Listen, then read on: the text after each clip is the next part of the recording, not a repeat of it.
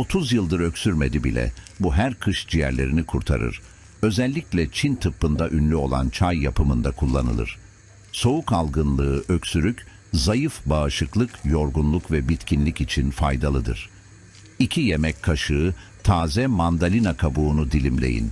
1 bardağa koyun kabukları ve 200 mililitre kaynar su ekleyin. 1 saat bırak dursun, sonra süzüp tüketebilirsiniz. Yudum yudum yavaş yavaş içiniz. Sevdiklerine göndermeyi, paylaşmayı ve devamı için devam yazar